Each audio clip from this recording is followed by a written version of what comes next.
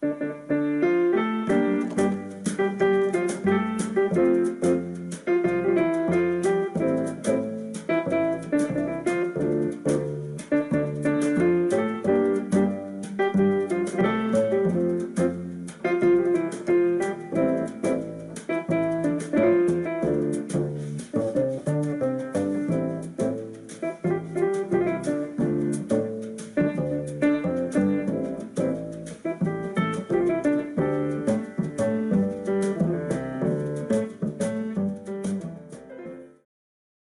la cathédrale de Notre-Dame de Paris.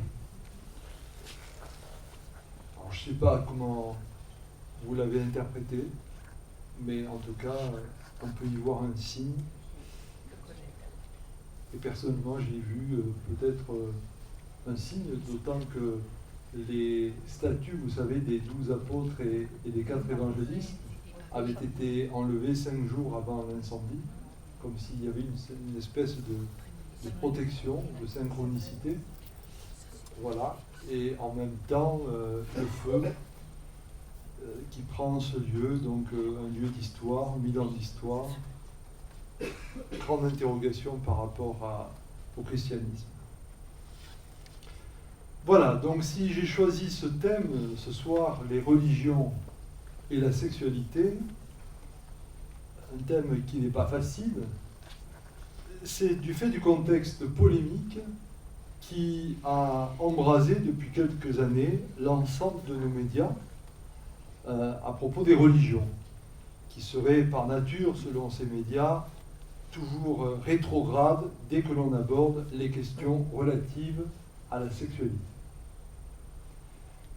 Or, qu'il s'agisse de sujets comme ceux de la contraception, de la procréation médicalement assistée, de l'euthanasie, du rapport homme-femme dans la société, ou encore celui de l'homosexualité, le débat qu'engagent les religions ne relève pas d'abord de catalogue de prescriptions, de permis ou d'interdits, mais concerne davantage une réflexion dans le rapport au corps de la personne humaine. Malheureusement, tout est vu par la plupart des médias, il faut bien le reconnaître, sous l'angle polémique, avec des confusions faites quand surviennent, ce qui est malheureusement le cas depuis quelques mois, des scandales qui secouent l'actualité, comme celui de la pédophilie au sein de l'Église catholique romaine. Aussi, pour nous extraire de ce contexte excessivement polémique, je voudrais d'abord commencer ce soir par revenir sur les fondements qui animent les grandes religions monothéistes, que ce soit le christianisme, le judaïsme ou l'islam, sous l'angle de l'approche du corps. Comment le corps est-il traité dans l'approche du judaïsme, dans l'approche du christianisme, dans l'approche de l'islam. Dans ce propos introductif, je voudrais redire que pour le juif, la problématique du corps s'articule autour de 3 notions fondamentales qui constituent, pourrait-on dire, l'ossature du judaïsme rabbinique.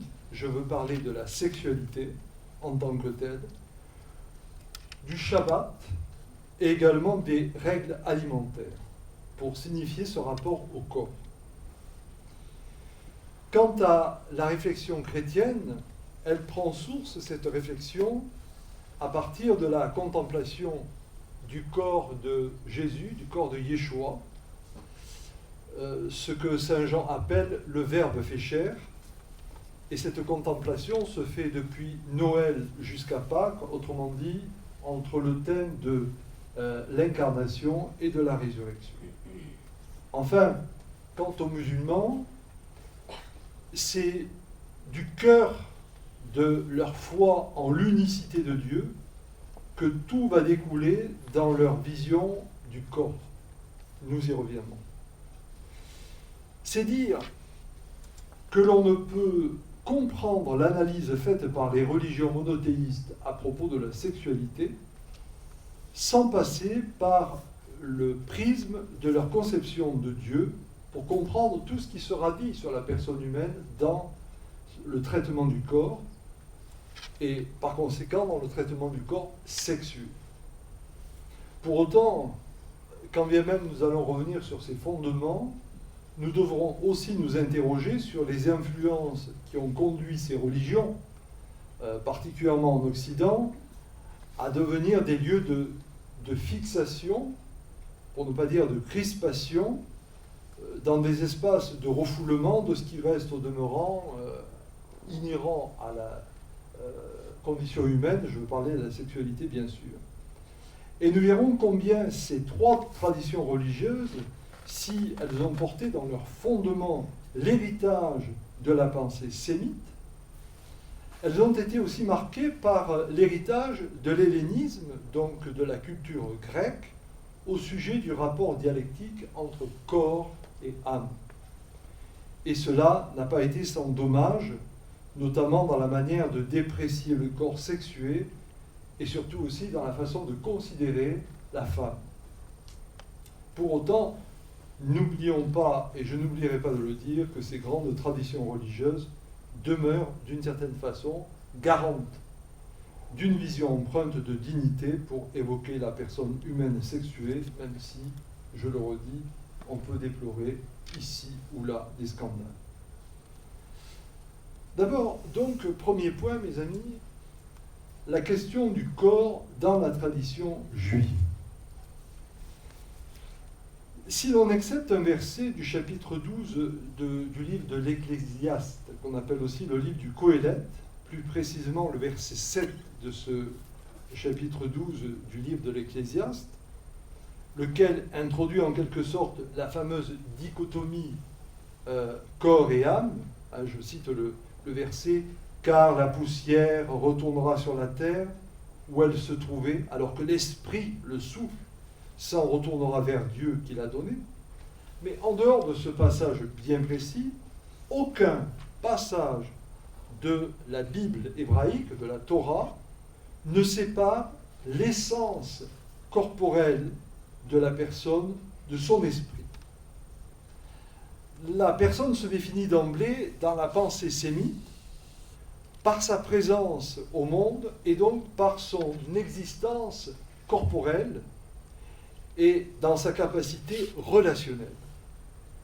Nul étonnement donc devant l'absence de mépris de corps dans les sources juives anciennes. L'exégèse et la pratique juive traditionnelle fixent à la vie quotidienne et aux jouissances corporelles certaines limites, c'est indéniable, qu'il conviendra de respecter, mais aucun jugement dans l'approche juive du corps, aucun jugement radicalement mauvais n'est porté. Et donc, il y a une vision de la sexualité qui est une vision absolument positive et ouverte. En fait, en créant l'homme, dans la pensée juive, en créant l'homme, Dieu l'a doté d'une nature charnelle, et à partir de là, donc, cet être doit se déployer dans cette nature charnelle, même s'il y a une législation à respecter pour honorer son Seigneur.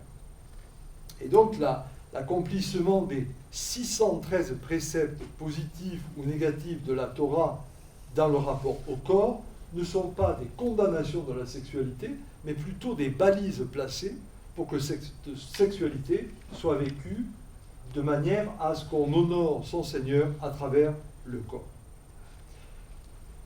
Ce traitement du corps ou ce respect du corps, cela va se faire au travers de trois aspects: la manière de se situer dans le rapport à la sexualité, ensuite dans le respect du Shabbat, et enfin dans le respect des règles alimentaires. Premier précepte positif de la Torah, on pourrait reprendre ici le commandement de la procréation, qui dit que Dieu demande à l'homme de croître sur la terre. Autrement dit, Dieu ordonne de se multiplier, mais cela va se faire au travers d'un signe d'alliance qui sera le signe de la circoncision. La circoncision va donc marquer le corps du croyant juif de telle manière qu'il devra toujours se rappeler qu'il est en alliance avec son Dieu. Et donc le sens de cet acte fondamentalement sacré est l'argument le plus fort en faveur d'une vision positive du corps dans la pensée juive, et il ne s'agit pas d'un simple acte chirurgical. Il est porteur d'une haute signification, pourrait-on dire, rituelle, c'est-à-dire que la qualité de circoncis fait que l'on appartient au peuple de Dieu. Et d'ailleurs, lorsque David va vouloir insulter Goliath, le Philistin, pour ceux qui connaissent un petit peu l'histoire sainte, eh bien, David traitera Goliath de Philistin incirconcis. Autrement dit, il le dévalorise, hein, c'est-à-dire qu'il n'appartient pas à cette élection divine. Le Dieu d'Israël ne saurait permettre que l'impureté triomphe face à la pureté. Voilà. Donc, ce signe de la circoncision est un signe qui marque le corps, et c'est le signe par lequel on vit une alliance. Donc, l'importance accordée par la Torah aux membres virils et au caractère sacré de la circoncision renvoie sans doute au désir de moraliser la sexualité et permet à l'homme de ne pas être simplement le jouet de ses sens, de ses pulsions, mais pour autant, le cadre de la loi mosaïque dans la relation homme-femme est un cadre très tolérant, pourrait-on dire, même si, bien sûr, il y aura toujours cette demande que les relations entre hommes et femmes se fassent dans le cadre du mariage et non hors mariage. Mais on peut dire que la circoncision est ce qui va signifier le respect que l'on doit avoir de Dieu à travers son corps. Ça, c'est un premier point important dans la pensée juive, dans le traitement de la sexualité. Autre point aussi, pour montrer l'importance du corps dans la pensée juive, c'est le respect du Shabbat. Toute la législation qui entoure la prescription d'observer la solennité du Shabbat s'applique au corps. C'est-à-dire qu'il y a un certain nombre d'interdictions, il y en a 39 précisément, de choses qu'on n'a pas à faire le jour du Shabbat. Mais au-delà de ces observances, ce qu'il faut entendre, ce ne sont pas simplement des interdits, mais c'est une façon de dire le Dieu qui s'est reposé le 7e jour nous fait obligation de nous reposer pour respecter notre corps et dans le respect de ce corps, respecter le Dieu qui nous a créés. Enfin, un troisième aspect important dans l'approche juive de cette question du corps, ce sont les règles alimentaires. Le fondement de l'ensemble des lois et interdits alimentaires s'enracine dans le principe biblique de la vocation du peuple d'Israël à rester pur et à rester saint. Autrement dit, il faut que nous entendions ces règles alimentaires comme une manière d'honorer là aussi le corps que Dieu nous a donné, mais pour tendre vers une pureté, tendre vers une sainteté. Donc, la Torah, la Bible hébraïque, si vous préférez, ne connaît pas le terme de kasher, proprement dit. Parce que souvent on entend parler de la viande kasher. Bon. Mais la Torah ne connaît pas le terme de kasher, proprement dit. Ce mot intervient dans la littérature talmudique. Il est employé 737 fois dans le Talmud de Babylone et 400 fois dans le Talmud de Jérusalem. En fait, cette littérature du Talmud oppose ce qui est pur et ce qui est impur. Et donc les règles juives alimentaires ne peuvent être réduites simplement à des questions alimentaires strictes, mais ce qu'il faut que nous entendions, c'est toute l'éthique qui sera derrière. Autrement dit, comment nous allons nous sacraliser dans les actes quotidiens de notre existence au travers du repas. Et là, il y a quelque chose de très très important dans la pensée juive. Comme nous, latins, souvent nous avons pu dire une âme saine dans un corps sain, eh bien dans la pensée juive, c'est un corps pur dans un esprit pur et un esprit pur dans un corps pur. Et donc pour vivre cette pureté, il va y avoir cette exigence de respecter les règles alimentaires. Là, on pourrait citer le psaume 51, notamment le verset 12, où il est dit « Crée en moi un cœur pur, ô mon Dieu, rénove ou renouvelle en mon sein un esprit ferme. » Donc, il y a réellement cette exigence de la sainteté et de la pureté. Et ici, je vous citerai 2 versets du livre du Lévitique, un livre très important dans la pensée juive, le livre du Lévitique, qui dit au chapitre 11, verset 44, « C'est moi, l'Éternel, qui suis votre Dieu, vous vous sanctifierez et vous serez saints car je suis saint. » Et au chapitre 20, verset 7, « Vous vous sanctifierez et vous serez saints car je suis saint. » Et dans ces 2 commandements, cela nous renvoie à quoi? Le premier nous renvoie à l'interdiction de manger des animaux impurs pour rester purs dans le cadre de la sainteté de Dieu. Et le deuxième commandement nous renvoie au fait de ne pas avoir d'union charnelle illicite pour rester pur et pour rester saint. Ainsi donc, la sexualité dans la pensée juive n'est pas perçue a priori de manière négative. Ce qui va être important, c'est la manière de considérer le corps, et pour le considérer, il y aura toujours ce respect d'une sexualité dans le cadre d'une procréation, respecter le projet de Dieu, multipliez-vous, dans le cadre aussi du respect du Shabbat, c'est-à-dire apprendre à se reposer pour honorer Dieu dans le repos, et puis dans la manière aussi d'appréhender tout ce qui est de l'ordre de l'alimentaire. Ça, c'est plutôt l'approche juive du corps, que, évidemment, j'ai énormément simplifié, mais qui me paraît tout à fait retracer un petit peu les grandes perspectives de cette pensée hébraïque. Alors, la question du corps dans la tradition chrétienne. Ce que nous connaissons davantage, bien sûr, puisque c'est un peu notre tradition, qu'on s'en croyons ou pas, ça c'est pas le problème. La vision chrétienne du rapport au corps repose sur 2 piliers. 2 piliers, c'est-à-dire d'une part l'affirmation de la foi en l'incarnation de Dieu en Jésus-Christ, et deuxième pilier, l'affirmation de la résurrection de Jésus-Christ, ce qui va être célébré par les chrétiens cette semaine, puisque nous sommes dans la semaine sainte. Premier pilier, donc, l'incarnation de Dieu en Jésus-Christ. Dieu, habituellement, on le définit comme un esprit, un pur esprit. Eh bien, dans la pensée chrétienne, Dieu ne se manifeste pas au monde d'abord comme un pur esprit, mais il va se manifester au monde à travers un corps, le corps de Yeshua. Et Dieu se dit dans ce corps de Yeshua à travers un certain nombre de gestes, de langage, et donc rejoint une religion qui ne sera pas une religion d'abord cérébrale, mais une religion qui va s'inscrire en donnant le corps comme réflexion centrale sur la personne. On ne peut pas dire Dieu sans dire l'homme, et on ne peut pas dire l'homme sans dire la corporéité de l'être. Effectivement, reprenons donc la vie de Yeshua, le Verbe fait chair selon l'affirmation théologique de Saint Jean.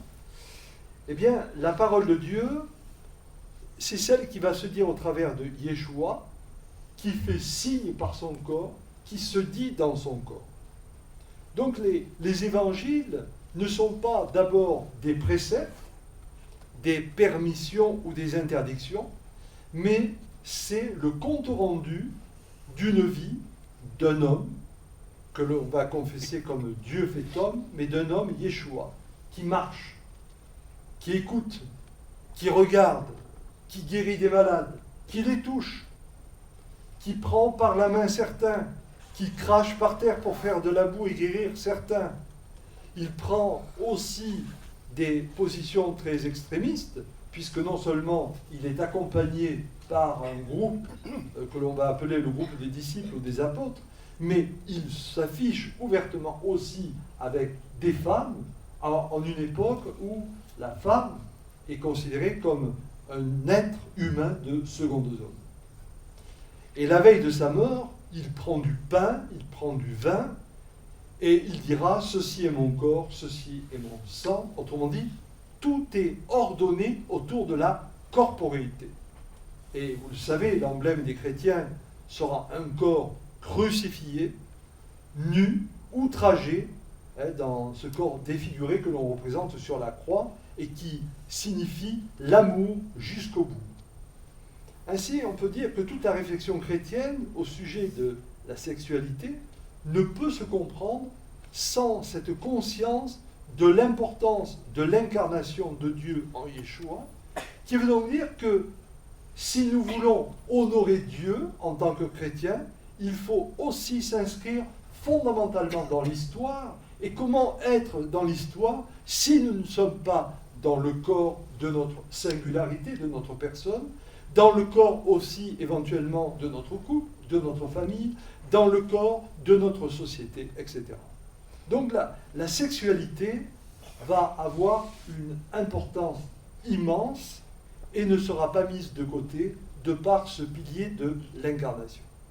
Et puis il y a l'autre pilier, celui de la résurrection. Le deuxième pilier de la foi chrétienne est l'affirmation que Jésus est ressuscité. Vous me direz, ben oui, il est ressuscité, on le croit, on ne le croit pas, mais en quoi ça concerne la sexualité? Si l'on est toujours dans cette réflexion de partir d'abord dans cette compréhension de la religion à partir du corps, dire que le Christ est ressuscité, cela veut dire qu'on attache une importance à l'au-delà, mais pas n'importe comment. C'est que cet au-delà va passer aussi par l'affirmation du corps. Et là, je vous renvoie à l'évangile de Jean, pour ceux qui le connaissent. Vous savez, quand le Christ est ressuscité, qu'il apparaît à ses apôtres, et puis il y en a un qui n'est pas là présent, c'est Saint Thomas, et après il dira, mais moi si je ne touche pas, je ne croirai pas. Et donc, quand Jésus va revenir, 8 jours plus tard, il dira, touche mes mains, touche mon côté. Autrement dit, qu'est-ce qui se passe à ce moment-là? Il se passe donc que, même dans la résurrection, la réalité de cette résurrection va passer par la réalité d'un corps sublimé, d'un corps transformé, mais d'un corps. Et donc, on peut dire, à partir de là, qu'il n'y a pas de mépris de corps, ou du corps, dans la foi chrétienne, puisque jusque dans la résurrection, cela va passer par l'affirmation de la corporité.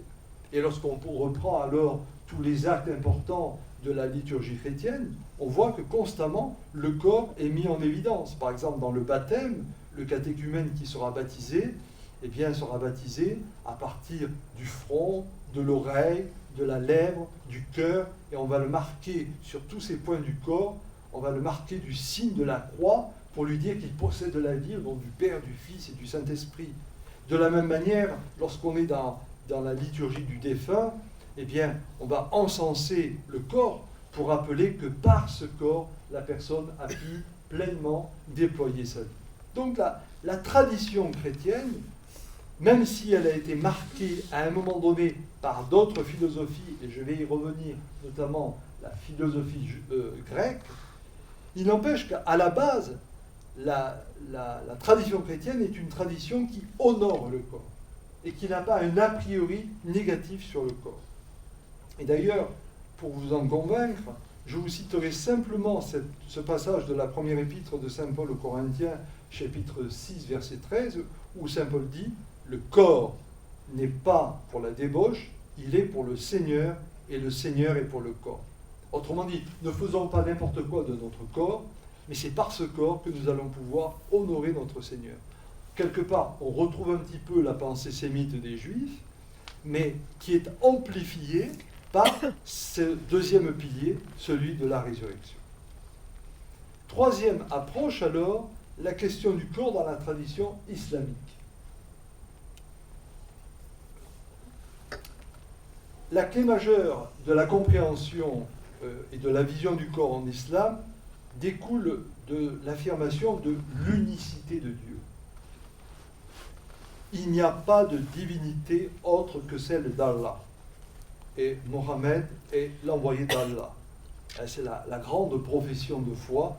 C'est un des 5 piliers de l'islam grande profession que tous les musulmans doivent faire. Donc je suis toujours dans cette approche de la réflexion, on pourrait dire théologique, excusez-moi de ce mot un peu osé, peut-être pour certains, mais pour faire comprendre qu'avant de parler de sexualité, de dire on est trop fermé ou on est trop ouvert, comprenons qu'il faut avoir cette réflexion dans le rapport au corps. Quel est le rapport au corps? Et donc, c'est ce que je fais aussi réfléchissant à l'islam. Alors, je suis conscient que l'islam comporte des pratiques rituelles, des prescriptions qui changent suivant les lieux où on se trouve, qui peut changer aussi entre telle ou telle sensibilité. Et notamment, il y a deux grandes sensibilités, vous le savez, il y a les chiites, il y a les sunnites, mais même au travers de ces grandes sensibilités, il y a d'autres sensibilités. Il y a le wahhabisme, on pourrait décliner très très loin. Mais je vais essayer d'avoir une approche un petit peu globale de cette réflexion de l'islam à propos du corps. Et là, alors, on peut dire qu'en islam, le corps est appréhendé comme un corps créé. On va donc retrouver ce qui est un peu dit dans le judaïsme et dans le christianisme. Ce n'est pas étonnant, puisqu'on peut dire que d'une certaine façon, Mahomet a utilisé des matériaux venant et de la Torah et des évangiles au travers de ce qu'on appelait les caravanes, de ces gens qui portaient un certain nombre de cultures. Donc le corps est appréhendé comme créé, ensuite le corps est appréhendé comme sexué, et le corps est appréhendé comme soumis à la loi divine. Ça, c'est très important dans l'islam. Donc, le corps humain est d'abord créé. Dans la pensée du Coran, le corps humain est directement créé des mains du Créateur. C'est-à-dire que là, il faut vraiment qu'on comprenne qu'on est dans la religion du livre. On parle souvent des religions du livre à propos du christianisme, du judaïsme et de l'islam, mais c'est une erreur, parce que déjà dans le judaïsme, ce n'est pas tout à fait la religion du livre, même s'il y a la Torah, mais ensuite à côté vous avez toutes les interprétations qu'on appelle les midrash, et dans le judaïsme, l'interprétation est aussi importante que le texte lui-même de la Torah. Donc le livre est important, mais il est relatif. Ce qui va être important, c'est la construction du peuple de Dieu. Dans le christianisme, encore moins, nous devrions parler de religion du livre, parce qu'en réalité, c'est la religion de la personne, autour de la personne du Christ. Et même s'il y a les évangiles, nous ne sommes pas soumis à la loi d'un livre. C'est la personne du Christ. En revanche, dans l'islam, on peut réellement parler de la religion du livre, car dans la foi musulmane, ce livre, le Coran, a été envoyé directement d'Allah à Mohammed. Donc, d'une certaine façon, Dieu, pour l'islam, Dieu est l'origine de toute personne humaine, bien sûr, mais une origine à la fois on pourrait dire, dans les débuts de l'humanité, et une origine aussi dans la procréation actuelle de chaque personne. Là, je voudrais vous citer la sourate 18, le verset 37, qui dit « Serais-tu ingrat envers celui qui t'a créé de poussière, puis d'une goutte de sperme, et qui ensuite t'a donné forme humaine ?» Donc, créé à partir de la poussière, là on est vraiment dans les commencements de la création de l'humanité dans son ensemble, et puis d'une goutte de sperme, autrement dit, après, Dieu intervient aussi pour la création singulière de chacun des êtres. Et devant cette action créatrice, le musulman doit être admiratif. Et le Coran exhorte à cette admiration, à cette reconnaissance. Je vous citerai ici la sourate 35, le verset 11. « La vie d'un être n'est prolongée ni abrégée que ce ne soit inscrit. » Donc tout est déjà écrit. « Ceci est facile pour Dieu. » Voilà. Donc autrement dit, réellement nous sommes dans la main de Dieu, hein, et il n'y a pas on pourrait dire, d'autonomie de la réalité humaine par rapport au projet de Dieu initial, comme ce sera plus perçu dans le christianisme. Là, on est vraiment dans un saisissement total. Donc, le corps humain est absolument créé par Allah. Deuxième aspect aussi, le corps humain est sexué dans la pensée musulmane, bon, bien sûr pour nous tous, mais c'est très très marqué. C'est marqué comment? Ce corps créé par Dieu l'a été dans la différence. Un garçon n'est pas semblable à une fille, sourate 3, verset 36. Et sourate 59, verset 49, nous avons créé un couple de chaque chose, peut-être réfléchirez-vous à cela. Donc, réellement, il y a l'affirmation de l'altérité homme-femme, l'altérité sexuelle, pourrait-on dire, dans le Coran. Et ce qui va ritualiser alors cette différenciation dans le Coran, c'est la circoncision. Et ici, la circoncision n'a pas le même sens que dans le judaïsme. Dans le judaïsme, la circoncision, c'est une façon de marquer dans le corps du juif cette appartenance à une élection. Tu es mon peuple. Dans l'islam, la circoncision, c'est davantage une façon de marquer le passage qui permet au garçon de s'inscrire dans son corps sexué, et en général, donc, et de quitter bien sûr le monde féminin maternel, et en général, cette pratique de la circoncision se fait entre l'âge de 3 et 7 ans. Alors que la circoncision dans le monde juif, elle est dans les 8 premiers jours. Là, on est vraiment entre 3 et 7 ans pour marquer donc cette sortie de l'enfance du petit garçon et qui va peu à peu devenir un homme mâle. Donc le garçon est fêté, il est honoré, et on peut dire que le rite de la circoncision dans l'islam est un rite à la fois religieux et social et permet d'affirmer la corporéité masculine. Ce corps dont nous sommes dotés et dont nous sommes dotés par Dieu appelle aussi une pudeur. Nous devons être pudiques dans notre manière de vivre notre corporéité. Et là alors, autant la circoncision va marquer la masculinité, ce qui va marquer la féminité à travers cette nécessité d'une pudeur, c'est le voile chez la femme. Et là, je vous citerai la sourate 24, le verset 31, parce que vous avez peut-être entendu dire que le voile n'est pas inscrit dans le Coran.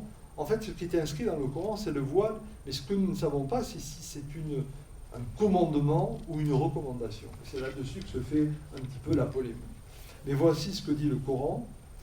Dis aux croyantes de baisser leur regard, d'être chastes, de ne montrer que l'extérieur de leurs atours, de rabattre leur voile sur leur poitrine, de ne montrer leurs atours qu'à leurs époux, à leurs pères, ou aux pères de leurs époux, ou à leurs fils, ou aux fils de leurs époux, ou à leurs frères, ou aux fils de leurs frères, ou aux fils de leurs sœurs, ou à leurs servantes, ou à leurs esclaves, ou à leurs serviteurs mâles incapables d'actes sexuels, ou aux garçons impubères. La sourate 24. Donc, on voit à quel point cette recommandation, ou ce commandement, on ne sait pas trop, du port du voile, c'est une manière de signifier à quel point nous devons être pudiques, et cette pudeur est particulièrement alors recommandée pour les femmes, et donc porter le voile, c'est une façon d'être pudique et d'honorer Dieu et d'honorer son conjoint. Enfin, au cours du mariage, la femme va devoir aussi manifester sa virginité. Autrement dit, la virginité de la jeune fille est très importante et elle sera même rendue publique. L'ensemble de la famille est concerné. Donc, si la circoncision va donner l'identité masculine, pourrait-on dire, la défloration de la fille pour qu'elle devienne femme va être l'autre acte, en plus du voile. Il va falloir donc qu'on fasse preuve d'une virginité qu'elle va perdre, et ce rite de passage sera très important au point que l'on va même exhiber parfois le drap des noces dans lequel les invités pourront mettre bijoux ou argent pour la marier. Vous voyez jusqu'où ça peut aller. Enfin, troisième point, le corps humain dans l'islam, le corps humain est soumis à la loi. Alors d'abord, je voudrais vous rappeler que le mot même d'islam signifie soumis, soumis à Dieu. Donc les prescriptions juridiques du Coran vont baliser la vie du musulman, bien sûr. Ces prescriptions sont de l'ordre de 2 à 700 versets, selon les avis, sur 6263 versets que comporte le Coran. Et donc, dans ces prescriptions juridiques, on va retrouver bien sûr des prescriptions qui concernent particulièrement le rapport au corps et la sexualité. Mais aussi, donc, la façon d'être soumis à la loi. Et dans cette soumission, ce qui va être important, c'est de vivre, là encore un peu comme dans le judaïsme, vivre la pureté corporelle. Donc cette pureté, elle va être toujours difficile à appréhender pour la femme à cause de ses menstruations. Et donc, il faudra que la femme se purifie particulièrement pour approcher le culte. Voilà. Et c'est seulement à partir d'un certain nombre d'ablutions que la femme pure pourra entrer en prière. Donc, le corps islamique est un corps extrêmement soumis à un certain nombre de préceptes qui sont donnés par le Coran. Mais là encore, entendons que la sexualité en tant que telle n'est pas du tout envisagée de façon négative à partir du moment où le corps est honoré. Donc pour terminer ce passage, je voudrais dire que les 3 grandes religions monothéistes ne condamnent pas a priori la vie sexuelle comme un mal intrinsèque, mais qu'elles s'intéressent davantage au respect du corps de la personne humaine. Et plus encore dans le christianisme, à partir de l'affirmation que Dieu s'est incarné et qu'il est ressuscité dans un corps. Alors vous me direz, vous êtes bien gentil, mais reste cependant la réalité d'un discours religieux qui pendant des années, et même encore aujourd'hui, a été, pourrait-on dire, assez intransigeant, voire intolérant pour tout ce qui relève des pratiques sexuelles. Et donc, est-ce que c'est pas trop facile de se cantonner simplement dans son rapport au corps? Est-ce pas une manière de vouloir échapper à cette question, comment est traitée la sexualité en tant que telle dans les religions monothéistes?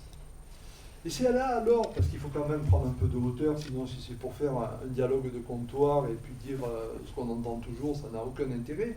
C'est là alors où j'en arrive à mon 4e point, voir comment la pensée sémite des religions monothéistes a été traversée par la culture grecque, ce qui va avoir une incidence assez importante.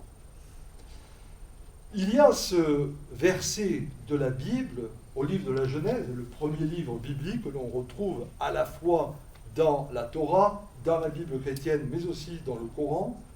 Croissez, multipliez-vous, remplissez la terre. Donc, c'est au nom de cet impératif spirituel commun que le judaïsme, le christianisme et l'islam ont invité l'humanité à s'engager dans une sexualité au service du projet divin. Autrement dit, on va retrouver là l'influence de la pensée sémite qui ne distingue pas le corps, l'âme et l'esprit de la personne, et dans cette pensée, l'être constitue un tout. La personne ne possède pas un corps comme on possède un véhicule, mais la personne est son corps. Et donc, répondre à l'appel de Dieu, c'est répondre en son corps, par son corps. D'où, par exemple, chez les Juifs, le fait de prier en étant en mouvement dans son corps, vous savez. Voilà. Donc, ces 3 religions monothéistes vont du coup initier ce qu'on appelle la notion d'unicité, et qui va avoir une grande importance, c'est-à-dire qu'on ne distingue pas le corps de l'âme, le corps de l'esprit. Là, il faudrait revenir au livre du Deutéronome, au chapitre 6, où il est dit notamment d'honorer le Dieu unique. Et malheureusement, cette traduction a porté à beaucoup de confusion, car on a entendu par le fait d'honorer le Dieu unique une façon un peu de dire « mon Dieu est le meilleur, si tu ne crois pas en mon Dieu, tu es damné ». Voilà. Donc il y aurait comme une sorte d'inflation de Dieu, et puis chacun va se disputer à qui mieux pour savoir si son Dieu est meilleur que l'autre. En réalité, ce chapitre 6 du Deutéronome, nous ne devrions pas le traduire par le Dieu unique, mais tu honoreras ton Dieu comme le Dieu un. Voilà, le Dieu un. C'est-à-dire celui qui unifie tout. Et si Dieu est l'un, et que l'on se rappelle, toujours dans le livre de la Genèse, au chapitre 1er, verset 26-27, que l'humanité est créée à l'image du Dieu un, eh bien, cette humanité est humanité quand elle s'unifie par son corps, par son âme, par son esprit, mais qu'il n'y a pas dichotomie, qu'il n'y a pas séparation. Et donc, cette définition va être extrêmement importante pour entendre que la sexualité n'est pas un en soi, mais la sexualité fait partie d'un tout par lequel nous allons pouvoir déployer notre vocation humaine. Donc la tradition juive et la tradition musulmane vont tellement être inscrites dans cette réalité du Dieu un qui fait que l'être est un, qu'elles n'auront pas de difficulté pour parler, par exemple, à propos de la sexualité, de la notion de plaisir. Et même, on peut dire que la notion de plaisir est extrêmement importante dans le judaïsme et dans l'islam. Par exemple, il est fortement recommandé dans le judaïsme que l'homme puisse accorder un certain plaisir à la femme. Et ça fait même partie du contrat de mariage. Et dans l'islam, si l'homme n'arrive pas à honorer la femme et à lui donner du plaisir, ça peut être même une cause de divorce. Donc, on voit à quel point la notion de la sexualité s'inscrit dans cette notion de globalité. Honorer Dieu, c'est l'honorer dans la totalité de son être, corps, âme, esprit. Et quant au christianisme, bien sûr, on relit avec plaisir alors un passage de l'Ancien Testament qui est le Cantique des Cantiques, qui donne des images métaphoriques sur la sexualité qui sont assez belles, mais on peut dire que le Nouveau Testament est assez discret sur ces questions de sexualité. Et pourtant, nous sommes porteurs d'un regard culpabilisateur sur la sexualité. D'où cela nous vient-il ? Eh bien, sans tomber dans une caricature, il faut reconnaître qu'à un moment donné, nos trois grandes traditions monothéistes ont été traversées par une culture, qui est la culture hellénistique, la culture grecque. Alors, quelle est cette influence hellénistique? Quelle est cette influence de la culture grecque dans la pensée sémite de ces trois grandes religions? Excusez-moi, il faut que je boive un coup.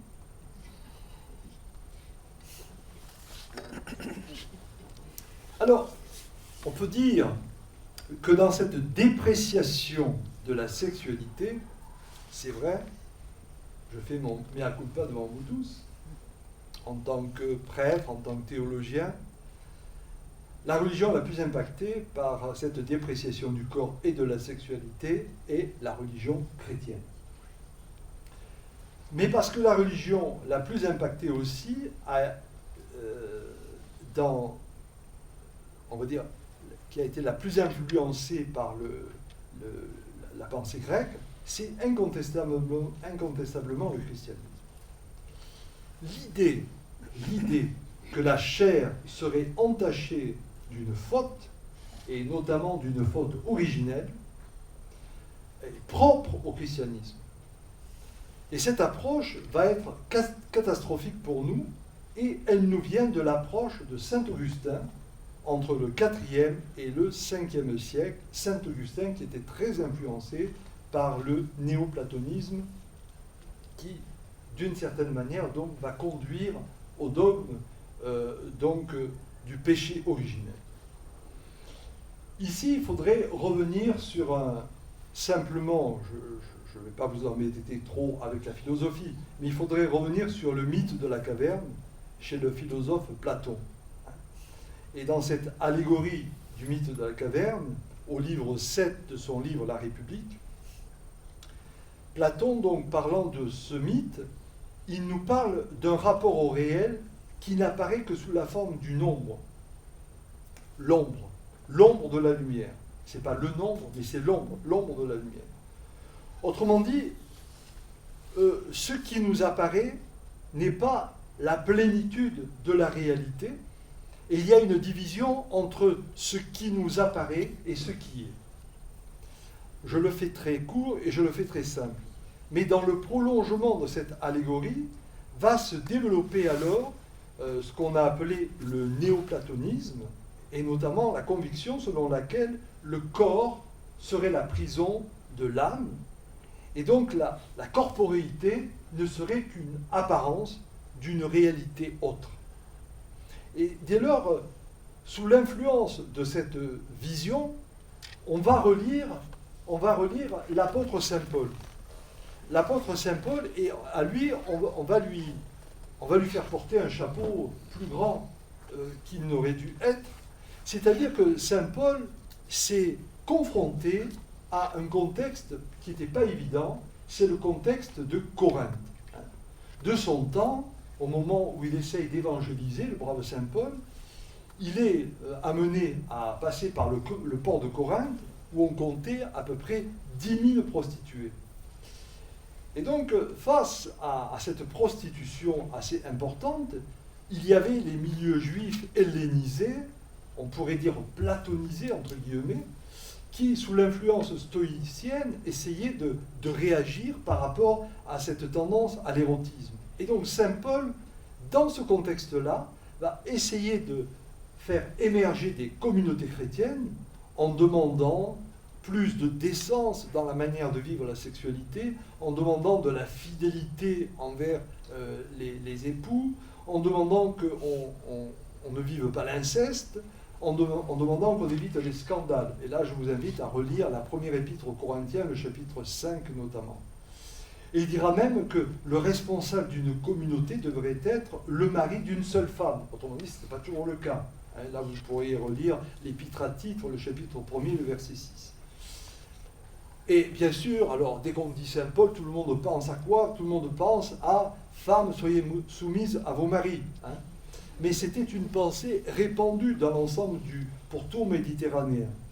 En revanche, Saint Paul va dire, dans son épître aux Éphésiens, chapitre 5, versets 22-23, il dira « Marie, aimez vos femmes comme le Christ aime son Église ». Autrement dit, Saint Paul a été perverti.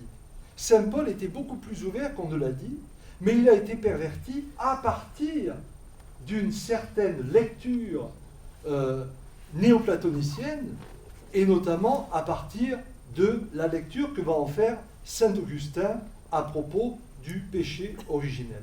Alors qu'est-ce qui lui arrive à ce brave Saint Augustin pour avoir cette lecture? Saint Augustin, qui est quand même un très grand penseur, mais sur cette question, il nous a quand même posé problème. Saint Augustin est originaire de l'Afrique du Nord. Alors nous, dès qu'on dit Afrique du Nord, aujourd'hui, on pense à musulmans, à islam. Il faut savoir que l'Afrique du Nord, à cette époque, est totalement chrétienne. Voilà. Et donc, Augustin ne se convertit que tardivement, après avoir mené à bien une carrière de rhéteur qu'il avait conduit à Milan, qui était la capitale de l'Empire d'Occident. Et puis, il va garder des souvenirs de ses études à Carthage, où il avait mené une vie de débauche, avec une débauche avec les femmes, au point qu'il en était dégoûté. Et donc, qu'est-ce qui va arriver à notre brave Augustin? C'est qu'il va partager une admiration pour sa femme, pour sa mère d'abord, Sainte Monique, et puis ensuite pour sa femme, sa compagne, avec qui il a vécu 14 ans, et avec qui d'ailleurs il a eu un fils, mais dont on ne sait pas le nom, puisqu'il ne le cite jamais. Mais il reste à la fois fasciné et horrifié par le manichéisme dont il ne s'est affranchi qu'à l'âge de 28 ans. Et donc il va rester toujours dans cette pensée que l'homme n'est pas maître des forces du bien et du mal. Et partant de là, il va rentrer dans un conflit avec ce qu'on a appelé le pélagianisme. Pélage était quelqu'un qui mettait en avant l'action de la grâce. Nous sommes sauvés par la grâce. Et Saint Augustin va dire, oui, la grâce, par la grâce nous sommes sauvés, mais ça ne suffit pas. Parce que nous devons avoir conscience de notre péché. Et d'où nous vient le péché? Et là, il va relire alors le chapitre 3 de la Genèse, en montrant que le péché nous vient de Ève, qui a poussé Adam à manger le fruit de l'arbre défendu. Et donc, il va construire, autour de la sexualité, il va construire ce dogme du péché originel. Autrement dit, nous sommes porteurs d'un péché que nous nous transmettons de façon transgénérationnelle par l'acte génital. Et là, cette vision que va avoir notre brave Saint-Augustin, très marquée par cette dichotomie entre corps, âme, esprit aussi, va avoir des conséquences dramatiques. C'est-à-dire que vous allez avoir des grands théologiens comme saint Anselme au XIIe siècle, puis au XIIIe siècle, saint Thomas d'Aquin, qui vont amplifier encore cette vision à partir de ce que l'on appelle alors la théologie, je ne trouve plus mon mot là, de la loi naturelle. Voilà, de la loi naturelle. Et donc, fondamentalement, on peut dire que l'influence intellectuelle de Saint-Augustin va marquer de façon indélébile l'ensemble de l'Occident. Et tellement qu'il aura même une influence ensuite sur l'émergence de l'islam. Parce que l'islam aussi va être traversé par cette pensée grecque. Mais l'islam va être, d'une certaine manière, davantage épargné que nous l'avons été, nous, les chrétiens, en tout cas en Occident, grâce à quelqu'un qui s'appelle Averroès. Averroès, qui est un très grand théologien musulman, qui a vécu au XIIe siècle dans une ville qui était la ville de Cordoue, la capitale de l'Andalousie. À l'époque, donc, c'est l'Andalousie musulmane, et Cordoue, à l'époque, compte entre 250 000 et 500 000 habitants, quand à Paris, on en compte à peine 50 000. Et donc, on est vraiment dans une capitale culturelle très importante, et Averroès, lui, dans ce cadre-là, va développer donc l'islam à partir de la pensée grecque et va faire redécouvrir non pas tant Platon, mais davantage Aristote. Et la pensée aristotélicienne de Averroès va permettre d'échapper à la vision du péché originel et revenir davantage sur ce qu'on appelle donc le rapport au réel, puisque vous savez que Platon, c'est plus le rapport à la pensée, hein, et le réel est toujours porteur d'une pensée qui nous échappe, alors que la pensée d'Aristote est beaucoup plus davantage ancrée sur l'expérience. Et ainsi, l'apport hellénistique va être davantage bénéfique pour le Coran grâce à Averroès.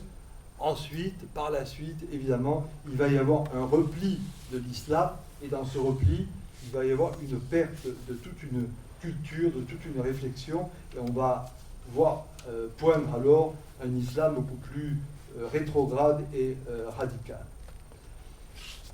Et quant au judaïsme, vous me direz, lui, il n'est pas influencé par la pensée grecque. Mais si, le judaïsme aussi a été influencé par la pensée grecque, parce que vous savez qu'il y a la Torah, mais il y a également ce qu'on appelle la Septante, c'est-à-dire la traduction de la Torah en grec. Ça se situe à peu près 270 avant Jésus-Christ, au sein de la communauté de la diaspora juive d'Alexandrie. Et cette traduction grecque de la Torah, la Septante, va amener là aussi une certaine vision, non pas aussi tranchée que dans le christianisme de cette dichotomie, mais on va la retrouver d'une certaine manière. Et ce qui va transformer les choses pour l'Occident, ce sera d'une part la crise de la Réforme au XVIe siècle avec les protestants, qui eux vont quitter la philosophie de Saint-Augustin pour revenir à l'écriture seulement. Ce sera la grande réflexion de Luther sur la scriptura, et Calvin également. Et quant au christianisme de l'Orient, lui, sera moins marqué par cette pensée grecque. Alors les conséquences de la culture chrétienne, à travers cette vision grecque des choses au sujet de la sexualité, nous la connaissons. Nous la connaissons. C'est quoi? Il va y avoir une influence de cette pensée augustinienne qui va s'étendre sur toute l'ère du premier monachisme bénédictin, jusqu'au tournant du 9e et 10e siècle, au moment de ce qu'on appelle la réforme de Cluny. C'est-à-dire que ces orientations de saint Augustin sur le péché originel n'empêchaient pas que le clergé, vers l'an 1000, était un clergé qui, prêtre, évêque, avait des femmes, avait des enfants, etc. Et donc, pour arrêter cette espèce de vie un petit peu désordonnée, la réforme clunisienne donc va vouloir revenir sur quelque chose de beaucoup plus sain et donc va insister sur la notion du célibat du Christ et dire que si le Christ a été célibataire, c'était vraiment pour éviter d'entrer dans cette consommation du corps par la sexualité. Et l'œuvre de Cluny va avoir une conséquence néfaste pour la femme, c'est que la femme va être regardée comme celle qui porte l'impureté. Et puis un siècle plus tard, la réforme cistercienne se voudra plus radicale encore, c'est-à-dire qu'il va y avoir un certain nombre d'écrits sur les femmes, qui non seulement seront misogynes, mais seront même morbides, et qui vont montrer à quel point le monde monastique prend le dessus et veut considérer l'homme non plus dans sa corporéité, mais l'homme à partir de son esprit, à partir de son âme. Et là, alors, on va avoir la réforme de Grégoire VII au XIe siècle, qui va, d'une certaine façon, chercher à organiser l'ensemble de l'Église occidentale comme un grand monastère, et donc va demander désormais aux évêques et aux curés de ne plus avoir d'épouse, de ne plus avoir d'enfants. Et donc, à partir de là, on va entrer dans ce qu'on connaît aujourd'hui, mais ça mettra plusieurs décennies, voire plusieurs siècles, pour arriver à s'imposer. Alors, dans ce contexte, au XIIe siècle, par exemple, va naître alors une sorte de sublimation. C'est l'image de la Vierge Marie qui va apparaître renforcée. Marie a toujours été honorée. Marie a toujours été célébrée. Mais là, on va atteindre un point d'apogée, c'est-à-dire qu'avec Saint Bernard, ce Saint Bernard va créer une grande prière, c'est la prière de l'Ave Maria, et avec Saint Bernard et avec d'autres aussi, on va rentrer dans une sorte de sublimation de la Vierge Marie. Autrement dit, le monde religieux est comme pétrifié devant la femme par laquelle on peut transmettre le mal au travers du corps, mais on va aduler la Vierge Marie comme étant le féminin accompli, le féminin idéal. Et là, on a vraiment deux approches qui seront différentes entre l'Occident et l'Orient.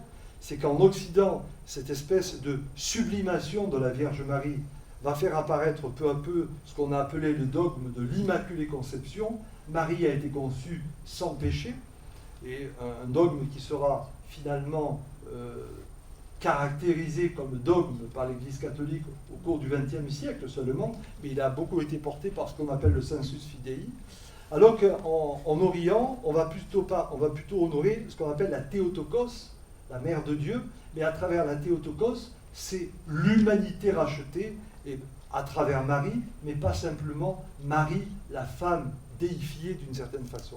Et là, on aura deux approches sensiblement différentes. On peut dire que c'est ce qui fait que, par exemple, en Orient, la Vierge Marie n'est pas considérée comme Immaculée Conception, même si elle est largement honorée comme la Théotokos.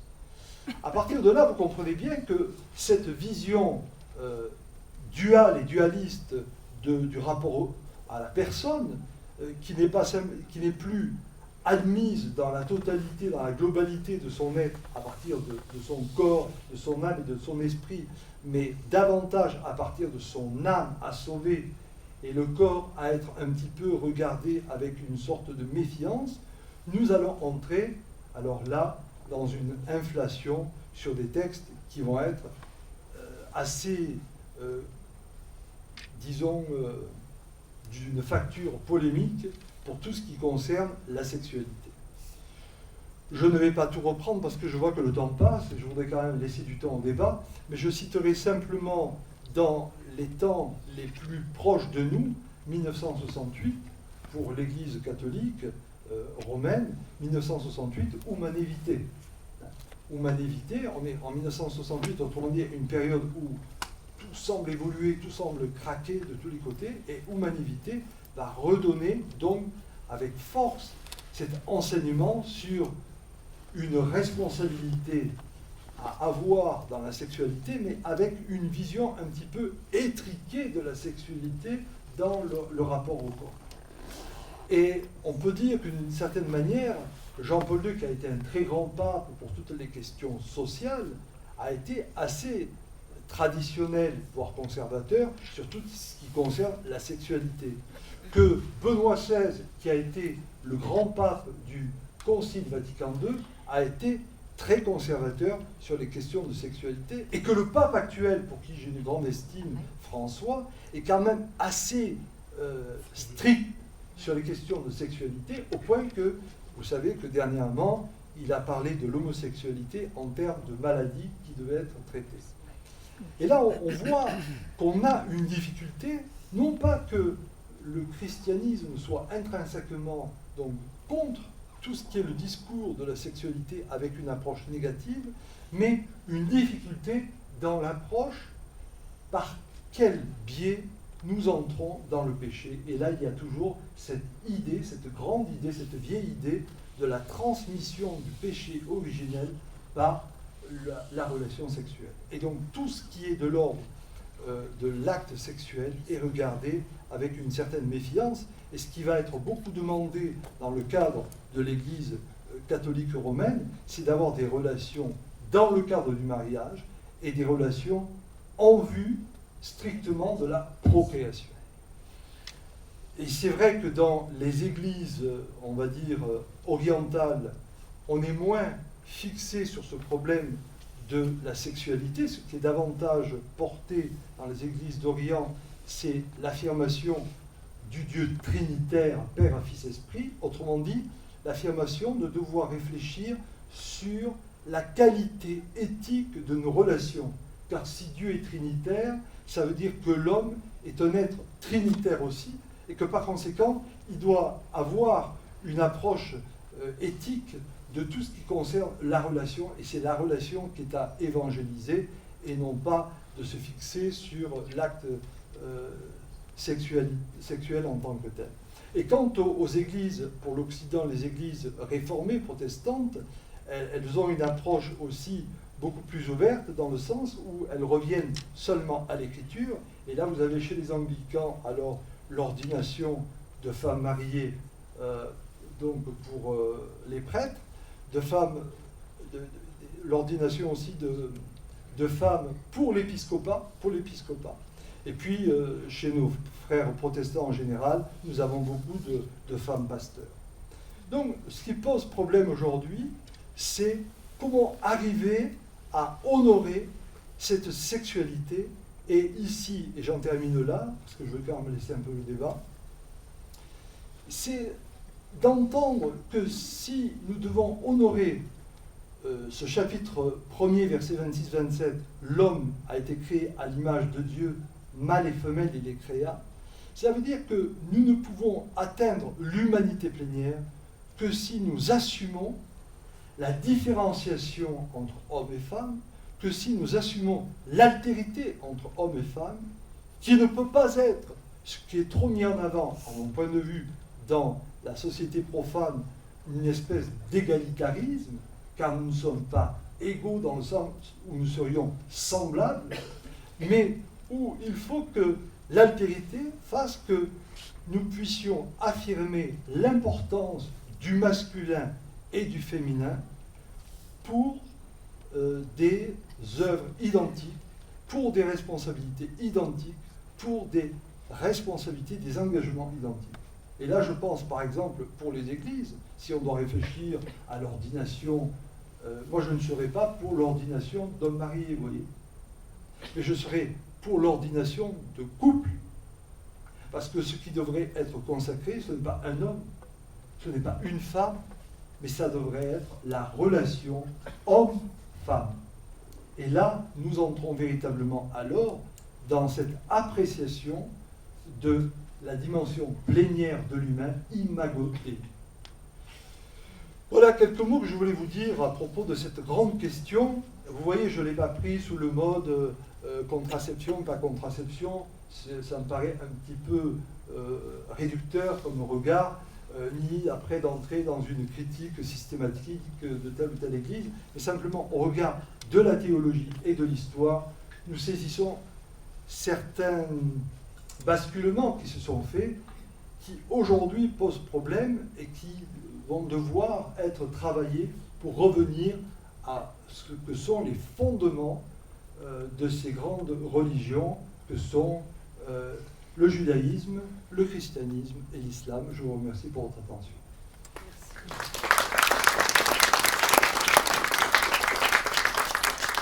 Voilà, je vous prie de m'excuser, j'ai un peu écourté ma conférence parce que je sais qu'on est limité dans le temps et que je voudrais quand même qu'on ait du temps pour le débat.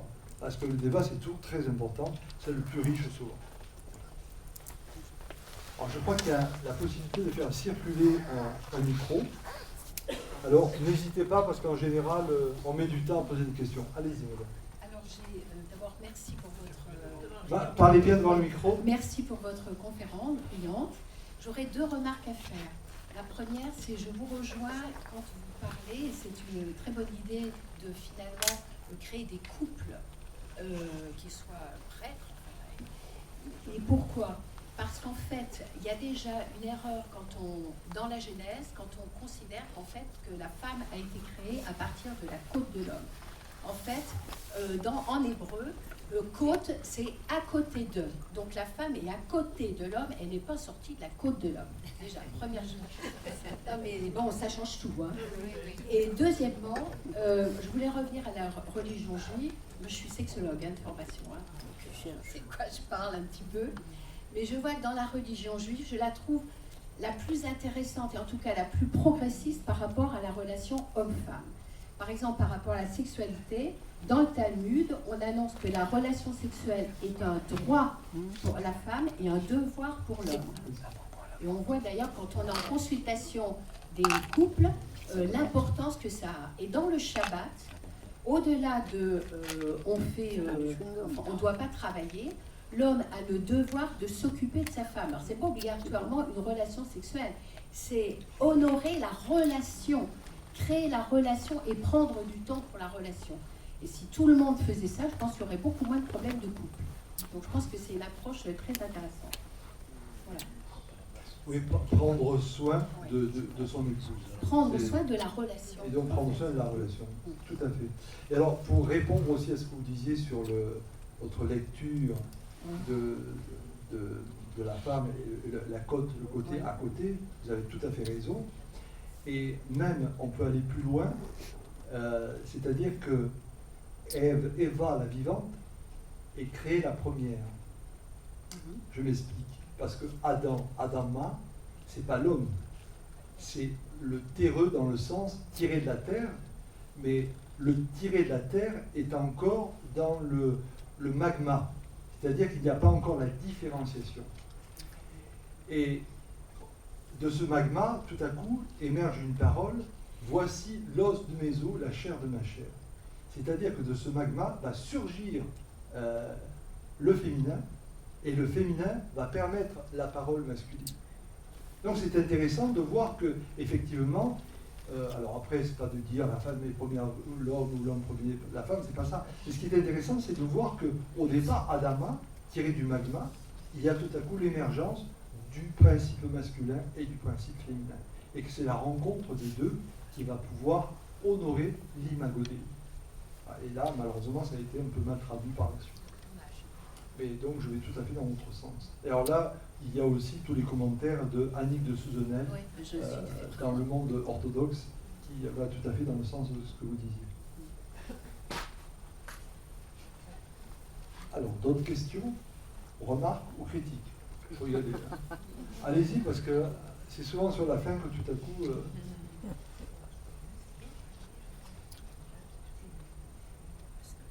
Ça vous paraît évident tout ça? Vous avez comblé.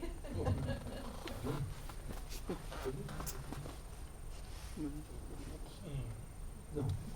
Non, il a beaucoup trop autre chose à dire.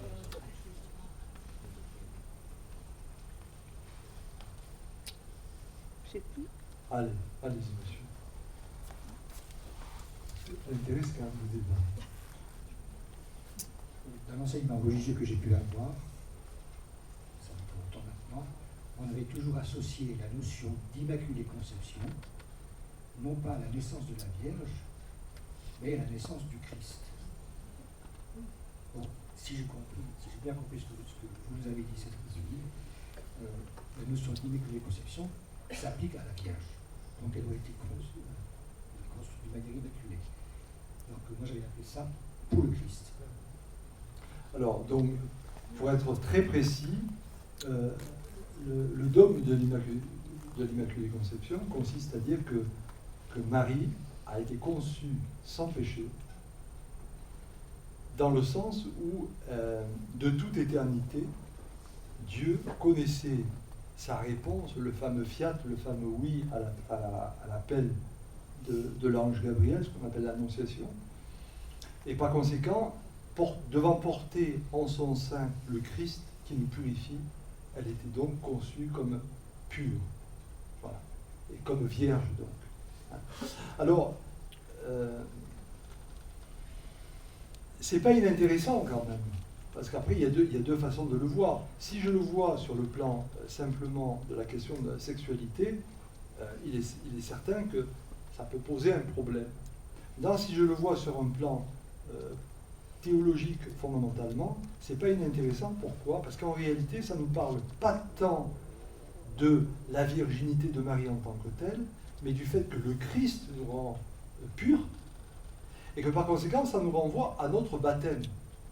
Parce que ce qui est intéressant là, c'est d'entendre que Marie est purifiée par le fait qu'elle va porter en son sein celui qui nous sauve. Alors après ça, on le croit, on ne le croit pas, ça c'est autre chose. Je ne suis pas ici dans un cours de catéchisme ou de théologie. Je respecte s'il y a des incroyants parmi nous. Mais simplement, j'essaie d'expliquer. Donc, à partir du moment où celle qui porte en son sein le Christ, le Sauveur, elle est sauvée de tout péché. Mais ça nous renvoie au baptême, parce que d'une certaine façon, si nous portons en nous le Christ, nous allons nous-mêmes nous purifier. Et donc on peut dire que Marie, là, devient le prototype de la nouvelle humanité vers laquelle nous devons tous tendre. Et c'est là où il s'agit alors de ne pas faire de Marie une espèce de déesse, mais voir en Marie l'expression accomplie de l'humanité vers laquelle nous devons tendre. Et là, ça devient très intéressant. Et moi, tout en étant aujourd'hui de sensibilité plutôt orthodoxe, j'admets tout à fait ce principe de l'Immaculée Conception dans cette vision-là. Et la virginité de Marie ne me pose aucun problème face à nos amis protestants, au sens où ce n'est pas simplement une virginité gynécologique, mais c'est la virginité dans le sens où Marie est capable d'accueillir l'appel à partir de son être profond, qui n'est pas pollué, on pourrait dire, par une vision extérieure du monde, et nous-mêmes, nous pouvons toucher à ce type de virginité. Voilà un peu, là je raccourcis, voilà un petit peu le sens de l'Immaculée Conception, tel qu'on peut l'entendre aussi, et qui peut avoir une connotation extrêmement positive. Après, quand on le prend sous l'angle de notre sujet de ce soir, c'est pas sans poser problème, bien sûr. D'autres questions ou remarques? Allez-y, lâchez-vous. Ah. Vous voyez, même quand on est au fond, on est pertinent parce qu'on a des questions. Je suis un peu réticent sur le fait que tu rattaches le dualisme entre le corps et l'esprit à Socrate, qui a eu sûrement une influence sur toutes nos églises, mais peut-être pas autant que tu veux bien le dire. La preuve, c'est que les philosophes qui ont combattu le dualisme ont tous été condamnés par les églises, en commençant par Spinoza, qui a été condamné par sa communauté juive, jusqu'à Nietzsche, qui lui aussi a été inscrit sur le registre romain. Et par contre, je pense que ce dualisme qui traverse, en tout cas, le christianisme, n'est pas sans conséquence sur les scandales comme la pédophilie en Église. Alors, je savais bien que ça allait poindre à un moment donné. Et oui. Alors, et que peut-être que vous étiez venu pour ça. Alors, d'abord, j'ai pas trop parlé de Socrate, mais plutôt de Platon. Voilà, le mythe de la caverne, c'est quand même Platon. Et quand même, la pensée de Platon a énormément influencé, c'est quand même incontestable, la théologie de Saint-Augustin. Mais je ne vais pas polémiquer là-dessus.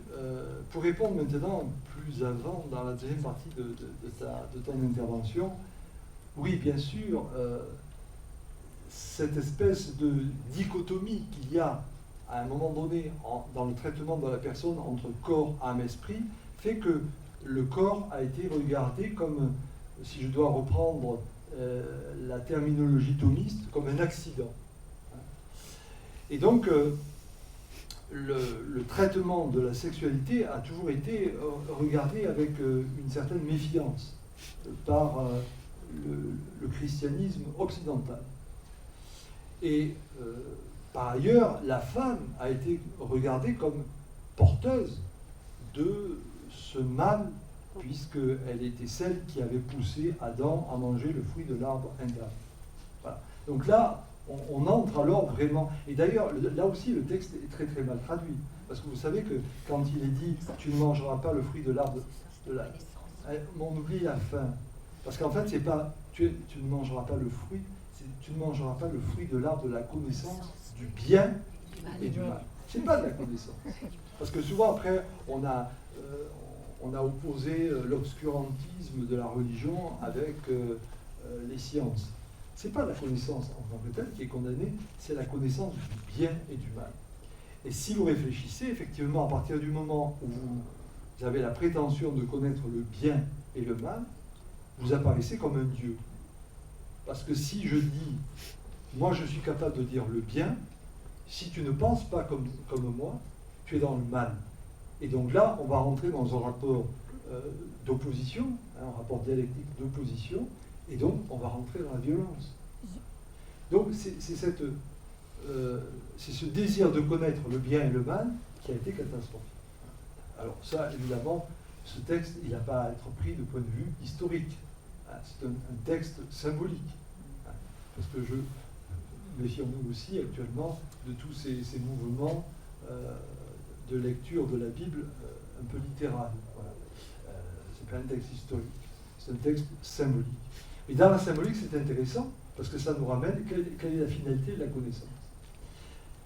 Et par ailleurs, pourquoi la femme porte alors cette responsabilité particulière? Et c'est vrai que dans la pensée grecque, la femme est mise de côté. Il faut bien le reconnaître. Et le monde latin n'a pas été un monde culturel en tant que tel, porté par la langue latine, qui était une langue administrative, mais le monde latin a été un monde culturel porté par le monde grec. C'est la pensée grecque qui est la pensée culturelle de l'Empire romain. Et donc, dans cette pensée, la femme est mise de côté, il faut bien reconnaître, d'une part, et d'autre part, elle est mise de côté. Alors là, on va rejoindre quelque chose qui est un petit peu latent dans toutes les grandes traditions religieuses quand même, moins dans le judaïsme, mais quand même, parce que n'oublions pas que même le judaïsme est une religion d'hommes, il faut bien le reconnaître, c'est que la femme, elle est porteuse de la vie. La femme est porteuse de la vie. Et la femme porteuse de la vie, quelque part, elle est porteuse de quelque chose qui échappe au masculin. Et là, pour moi, alors là je vous donne une lecture tout à fait personnelle, mais je pense qu'il y a un traumatisme dans l'inconscient masculin qui est que nous participons à la vie, mais nous ne sommes pas porteurs de vie. Et cette question va faire que la femme va toujours être regardée comme avec une certaine suspicion, et on va lier alors ces menstruations et donc toute la question du sang à l'impureté. Or, dans la Bible, n'oublions jamais que le sang, c'est la vie. Et même aujourd'hui, puisque nous sommes le jeudi saint, on rappelle ce grand passage où, pour sortir son peuple de l'esclavage et le conduire vers la liberté, Dieu va demander à ce peuple de marquer les linteaux des portes avec le sang de l'agneau. Donc, le sang, c'est la vie. Et la femme est porteuse de cette vie. Et là, je pense que ça participe de cette difficulté pour le masculin à accepter pleinement le féminin, et qui a pu ensuite, par diverses influences culturelles, être systématisé, voire dogmatisé. Grand problème. Oui, alors, prenez le micro, parce que comme ça, on entend les questions pour tout le monde. Merci. Oui, peut-être que si au fond, à travers les âges, on arrêtait d'opposer et l'un et l'autre, aussi bien dans leur positif que dans leur négatif. L'homme se sentirait moindre parce qu'il ne porterait pas la vie. Mais dans l'acte sexuel lui-même, dans l'acte de donner la vie, n'y a-t-il pas cette complémentarité essentielle qui fait que, au fond, l'un ne va pas sans l'autre? Et ce qu'il aurait fallu qu'on puisse vivre, c'est la réconciliation ou la conciliation de ce qui paraît contraire, voire opposé, l'homme, la femme, l'homme, et toujours la guerre entre eux, alors que l'unité, peut-être même voulue par Dieu, c'est justement que nous fassions ensemble, l'un avec l'autre, et y compris avec la partie adverse qu'il y a, adverse en tout cas différente, qu'il y a aussi bien même dans l'homme qui a une partie femme, et vice-versa, la femme une partie masculine. Et au fond, est-ce que la réconciliation, c'est-à-dire la paix dans les couples, dans les humains eux-mêmes, et à travers je dis pas les dogmes, mais les magnifiques théories qui se rapportent à Dieu, est-ce que ça serait pas ça, au fond, la recherche essentielle qui pourrait nous occuper, plutôt que de nous opposer encore et toujours jusqu'à la fin des temps? Oui, vous avez tout à fait raison. Alors, vous savez qu'en Occident, on magnifie actuellement le discours du yin et du yang. Hein. Le yin et le yang, nous avons du yin et du yang, ce qui est d'ailleurs très juste. Mais pourquoi aller chercher dans d'autres traditions ce qui est dans la nôtre? Parce que si je reprends la Bible, qu'elle soit hébraïque ou chrétienne, peu importe, et si je reprends la Bible, quand on va parler du masculin et du féminin, on va parler de Lish et de Lisha. Et c'est la même racine. Autrement dit, oui, en nous, nous avons et de Lish et de Lisha. Et le masculin extérieur à moi si je suis une femme, ou le féminin extérieur à moi si je suis un homme, c'est le rappel qui m'est fait de ce dont je suis dépositaire. Et vivre le couple, c'est aller rencontrer, non pas un mimétisme, c'est-à-dire moi en l'autre, mais c'est aller rencontrer ce dont je suis porteur, mais ce dont je suis en exil aussi en moi. Et là, effectivement, il n'y aura pas d'humanité sans cette complétude. Mais une complétude dans l'altérité, et pas une complétude dans l'absolu, parce que la relation demeurera toujours énigmatique.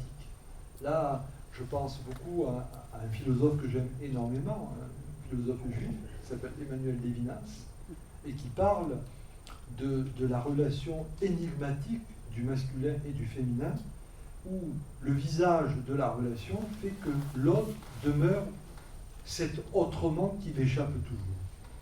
Et pour moi, l'expérience du divin s'incarne d'une certaine façon dans cette relation. Autrui m'échappe toujours car il est au-delà de ce que j'en perçois. Et il n'est pas simplement la représentation de ce que j'en fais, mais il est vraiment cette grande question. Et finalement, rejoindre le tout autre passe par le fait de rejoindre l'autre en tant que tel. Et l'expérience du masculin et du féminin, Isha, qu'on appelle aussi le yin et le yang, c'est vraiment là que nous faisons alors l'apprentissage du divin dans ce sens-là. Si vous allez dans les églises, vous entendrez souvent parler d'un mot mystère. Mystère.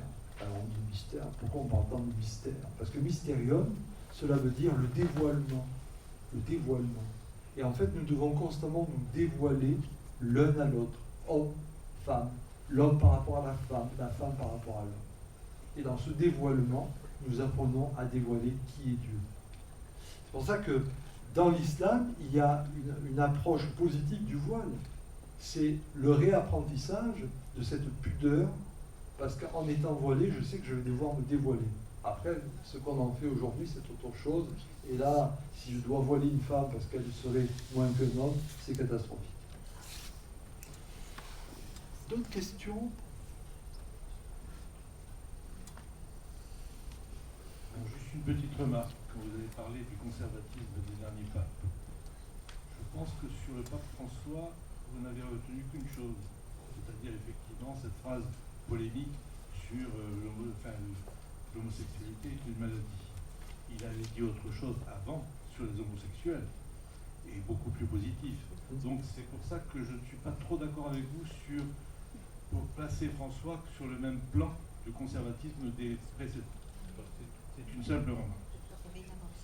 En ce qui concerne peut-être une deuxième question, c'est la lecture que vous avez faite des écritures sur le voile dans l'islam ne me paraît pas aussi catégorique sur la tâche, sur le voile. Moi, ce qui me gêne un peu, c'est, si vous voulez, les yeux baissés dans l'islam.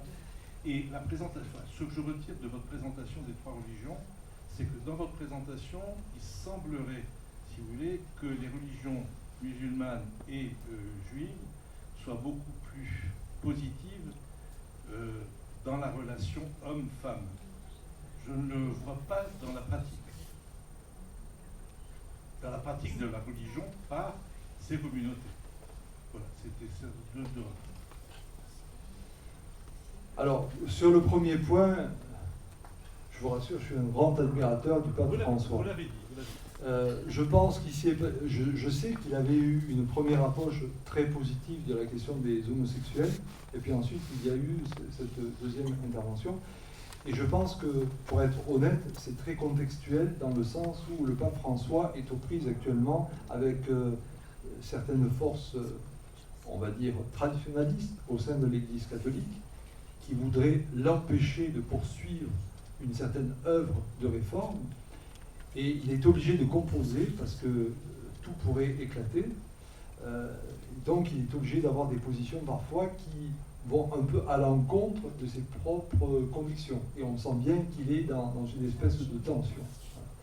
Mais bon, c'est quand même dommageable parce que je pense à un certain nombre d'homosexuels que j'accompagne ici ou là, et qui ont été très meurtris par cette parole. Alors après, je ne cherche pas du tout à valoriser ou à faire la promotion davantage du judaïsme et de l'islam que par rapport au christianisme. Parce que fondamentalement, j'ai voulu être honnête, parce que étant moi-même chrétien, prêtre, théologien, je ne voulais pas apparaître comme celui qui vient faire l'apologie de sa propre religion. Et puis bon, il faut bien reconnaître aussi, ce qui a été dommageable pour nous, c'est au niveau dogmatique de ce qui a été dit concernant la sexualité et le rapport aux femmes. Mais effectivement, dans la pratique, aujourd'hui, c'est quand même le christianisme, d'une certaine manière, qui a apporté le plus de réflexion dans la question de la dignité de la personne humaine. Mais je penserai beaucoup comme madame qui est intervenue tout à l'heure, c'est-à-dire que dans le judaïsme, il y a quand même ce souci du respect de la relation. Dans l'islam, alors là, on a un problème. Dans l'islam, je dirais théorique, dans l'islam culturel, il y a vraiment ce respect qui est demandé. C'est ce qui est fait de l'islam aujourd'hui. Et en fait, notre problème aujourd'hui, c'est que vous avez une grande partie de musulmans qui n'ont pas lu le Coran. Et particulièrement de musulmans qui se situent en Occident et qui n'ont eu que des commentaires. Et ce n'est pas sans poser problème dans la radicalisation. Car je me souviens il y a une quinzaine d'années, l'imam de Marseille avait eu une parole qui, moi, m'avait beaucoup marqué. Il avait dit « La burqa pour les femmes, c'est quoi? C'est l'école. Qu'elles aillent à l'école. » Je trouvais ça très fort. Mais effectivement, il a eu des problèmes et on l'a remercié. Donc, on sent aujourd'hui dans l'islam, tel qu'il se présente à nous, une espèce de conflit. Alors, je ne parle même pas des conflits entre sunnites et chiites, je ne parle même pas des conflits avec le wahhabisme, je parle, etc., etc. Mais on sent qu'il y a un conflit entre l'islam culturel et puis la pratique islamique qui se fait. Et le grand défi qui va se poser aujourd'hui à l'islam, ça va être sa capacité à intégrer l'interprétation. Parce que si on ne va pas vers une interprétation du texte, on aboutit à des catastrophes. Et je sais bien que ce n'est pas tout à fait le sujet de ce soir, et je sais que ça va faire hurler certains dans la pièce, dans la salle, pardon, mais si l'on doit par exemple parler de la laïcité est un pur produit du christianisme, déconfessionnalisé bien sûr, mais du christianisme. Alors que la laïcité avec l'islam va poser problème à terme. Et ça, tant qu'on n'arrivera pas à une refonte de l'islam, c'est-à-dire perçue non pas seulement à partir du texte, mais à partir des interprétations, je suis très inquiet sur la réalité de la laïcité. Aujourd'hui, elle est possible parce qu'on est dans un rapport de minorité. Le jour où il n'y aura plus ce rapport de minorité, je ne crois plus à la laïcité. Vous ne pensez pas que c'est une question de hiérarchie, justement, dans la confession musulmane? Pardon? Vous ne pensez pas que c'est une question de hiérarchie dans la confession musulmane? Quand vous dites hiérarchie, vous pensez hiérarchie, il n'y a pas de pape. Ah oui, vous dire, il n'y a pas de clergé. Voilà, il n'y a pas de clergé. Il n'y a pas de clergé en tant que tel, c'est sûr. Mais ce qui est surtout le problème de l'islam, c'est que, comme je le disais précédemment, c'est la religion du livre. Donc il y a un caractère excessivement sacré du livre. Alors que dans le judaïsme, par exemple, oui, le livre est sacré, la Torah, mais il y a les midrash. Autrement dit, il y a ces interprétations qui ont un statut d'importance autant égal, sinon plus, que le texte lui-même. Et donc, il y a une possibilité d'adaptation. Là, je crois à la possibilité aussi d'un islam qui évolue. Mais pour le moment, nous avons affaire quand même à une radicalisation d'un certain islam. Et oui, alors après, le fait qu'il n'y ait pas de clergé, proprement dit, parce qu'un imam, pardon, on le met sur le même plan qu'un prêtre ou un pasteur, mais ça n'a rien à voir. Déjà, un pasteur, on ne devrait pas le mettre sur le même plan qu'un prêtre, parce qu'un pasteur, c'est pas quelqu'un de consacré, c'est un théologien. Un pasteur, c'est un théologien chef d'une communauté, alors qu'un prêtre, c'est quelqu'un de consacré. Voilà, c'est une grande différence. Mais plus encore avec les imams qui, eux, ne sont pas même des théologiens parfois, mais ce sont des chefs de communauté, quoi, et un petit peu autoproclamés. Voilà. Il n'y a pas d'interlocuteur. Il n'y a pas d'interlocuteur, c'est sûr. Et c'est un problème pour les pouvoirs publics aussi. Oui? Alors, on s'est un peu écarté du sujet, excusez-nous. Non, mais c'est pas grave, moi je vais y revenir. Ce que j'ai apprécié, c'est le fait que vous nous ayez remis en perspective les 3 religions à leurs origines, hein, pour montrer qu'effectivement, à la base, il y a quand même de très grandes similitudes entre ces 3 religions, ce que l'on oublie. Et je pense que moi, j'aurais tendance à dire que la religion, à certains moments, est un peu instrumentalisée par les hommes.